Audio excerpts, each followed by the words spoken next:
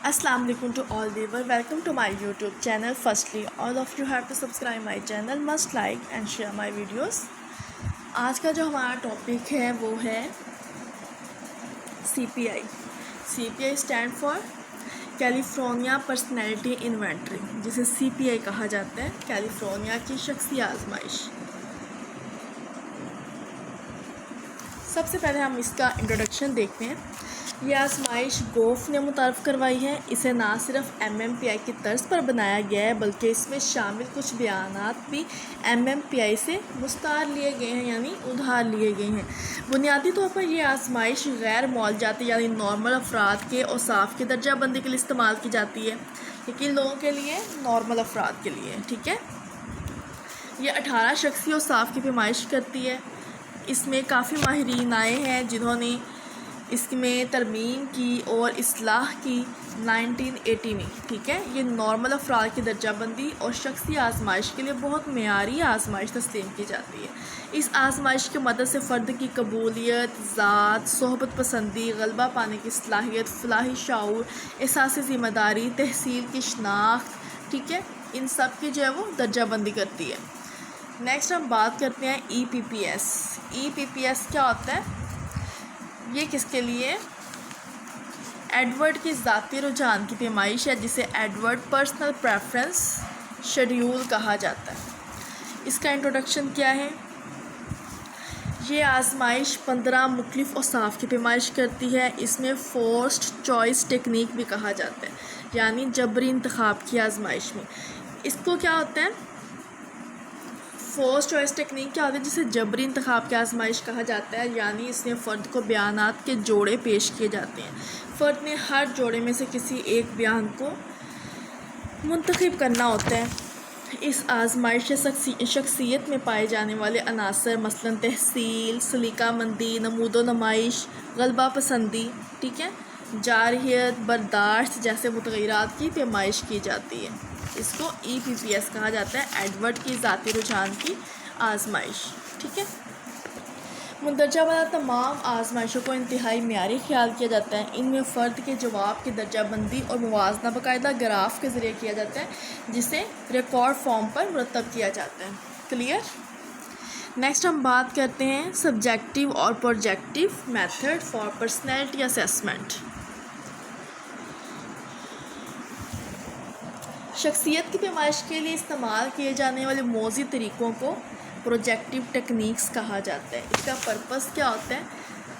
इन आजमाइशों में क्योंकि फ़र्द की शख्सियत की इनडायरेक्टली जांच की जाती है, यानी उसमें फ़र्द को पता नहीं होता, ठीक है, कि उसको जज किया जा रहा है, इसलिए फ़र्द को ये अंदाज़ा नहीं होता कि इसकी शख्सियत के किस पहलू की आजमाइश की जा रही है।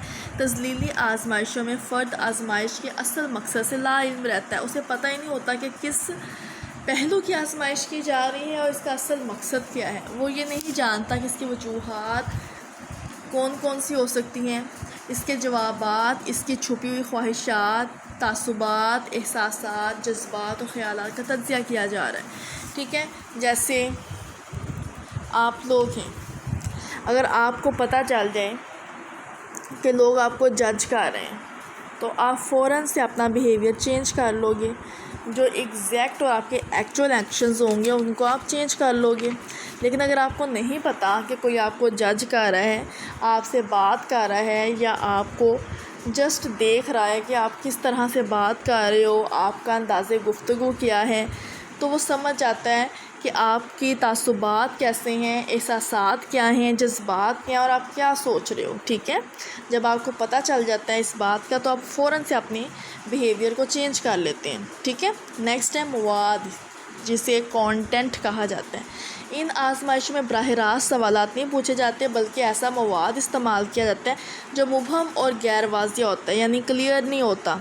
मसलन नामुकम्मल फ़िक्रे, जिसे सेंटेंस कंप्लीशन टेस्ट होता है, इनकम्प्लीट होता है, उसके ऊपर लिखा होता है मैं।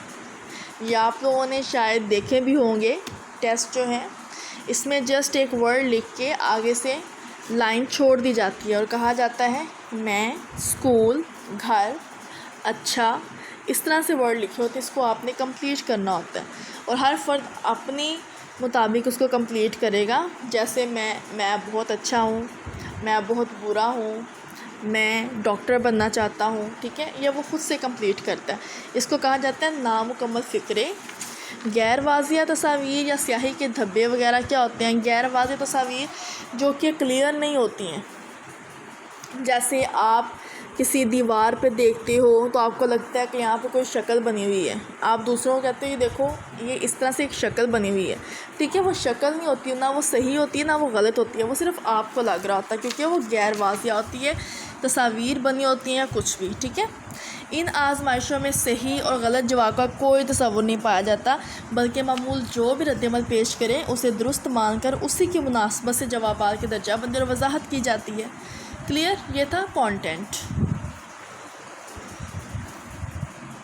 نیکسٹ پوائنٹ ہے psycho analysis and projective techniques. کیا ہوتی ہیں؟ تحلیل نفسی اور تذلیلی آزمائش. تذلیلی آزمائشیں متعارف کروانے کا سہرا جو ہے وہ کس کے سر ہے؟ فرینک جی لنڈزلے کے سر ہے. تاہم ان کی بنیاد تحلیل نفسی کے نظریہ پر رکھی گئی ہے. فرائڈ نے پروجیکشن کو بطور دفاعی رد عمل متعارف کرایا. پروجیکشن کیا ہوتا ہے؟ اپنا بلیم دوسروں پہ ڈالنا، کام خود کرنا لیکن بلیم دوسروں کو دینا.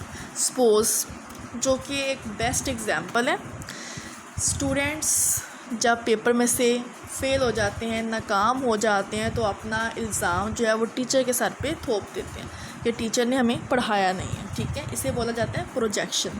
اس دفاعی رد عمل میں فرد خود کو فرسٹریشن سے بچانے کے لیے اپنے احساسات اور خواہشات دوسروں کے ساتھ تھوپ دیتا ہے. فرد خارجی حالات اور واقعات کی تشریح اپنے احساسات اور جذبات کے مطابق کرتا ہے. وہ یہ سمجھتا ہے کہ جو کمزوریاں اس میں پائی جاتی ہیں وہ دراصل اس میں نہیں بلکہ دوسرے لوگوں میں موجود ہیں. ان آزمائشوں کی بنیاد یہی فلسفہ ہے کہ فرد اپنے احساسات و خواہشات کو تذلیلی آزمائشوں میں ظاہر کر دیتا ہے. ان آزمائشوں سے فرد کے لاشعور تک رسائی حاصل ہوتی ہے. لاشعور کیا ہوتا ہے؟ ان کانشیس، جہاں پہ وہ چیزیں رکھی جاتی ہیں جن کو آپ بھول جاتے ہو یا بھلا دیتے ہو. ٹھیک ہے، میموریز جو ہوتی ہیں ان کو آپ بھلا دیتے ہو. کوئی انسیڈنٹ ایسا ہو جاتا ہے جس کو آپ یاد نہیں کرنا چاہتے، ان کو آپ بھلا دیتے ہو. وہ کہاں چلی جاتی ہیں؟ لاشعور میں، ان کانشیس میں. ٹھیک ہے، یہ طریقہ ذہنی مریضوں کے علاوہ نارمل افراد کے لاشعوری عوامل کو جانچنے میں بھی مفید ثابت ہوا ہے. ضروری نہیں ہے کہ جو ذہنی مریض ہیں ان پہ یہ طریقہ اپلائی ہوتا ہے، یہ جو نارمل افراد ہیں ان پہ بھی اپلائی کیا جاتا ہے. ٹھیک ہے، اگر وہ ٹیسٹ آپ سے فل کروایا جائے تو آپ کے بارے میں بھی ساری انفارمیشن جو ہے وہ مل سکتی ہے کہ آپ کے لاشعور میں کیا چل رہا ہے. ٹھیک ہے، نیکسٹ ہے